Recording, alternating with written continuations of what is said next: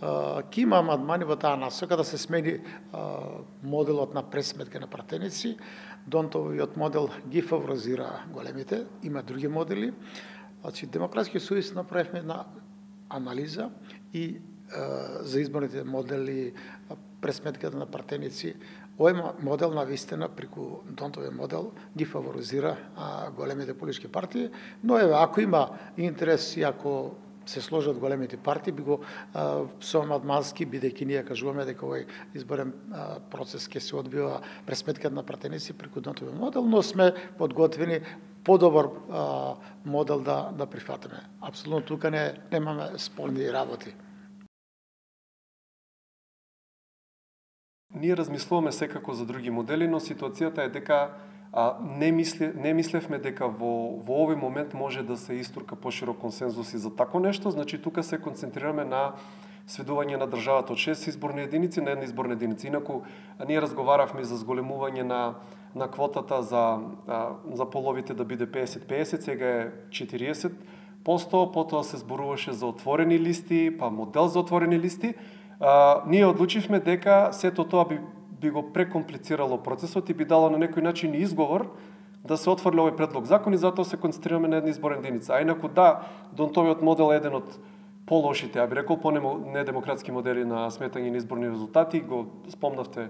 Значи, тој модел има други модели со количници кои што отпосле се додаваат. Значи, секако дека ќе се размислува и во тој правец, но во секој случај прво ова да помине, па понатаму, да,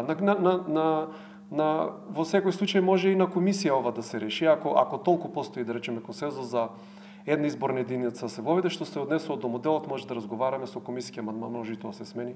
Ние мислиме дека најголемиот консензус, всушност, тоа го кажа, мислам дека и еден од предлагачите Павле Транов, околу 90 пратеника или над 90 пратеника моментално стојат за тоа дека треба да се смени изборниот законник во една изборна единица. Значи, ние тоа да го истуркаме, ако тоа успееме некој да го истуркаме, после можеме да разговараме и за другите работи. Тоа е најбитната работа во моментот.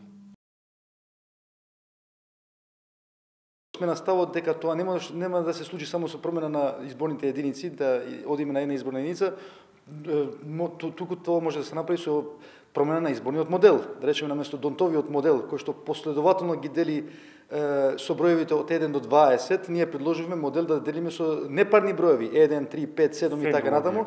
Значи, во тој случај, наместо од 6 до 8.000 гласа да се избира пратеник, може да се избира и од 2.500 до 3.000 гласа. Значи, би дошле до израз помалите партии. Исто така, кога помалите партии го користат аргументот дека има голем број на гласови што им се губи, ние предложиме друг модел. Тој е моделот на остатоци.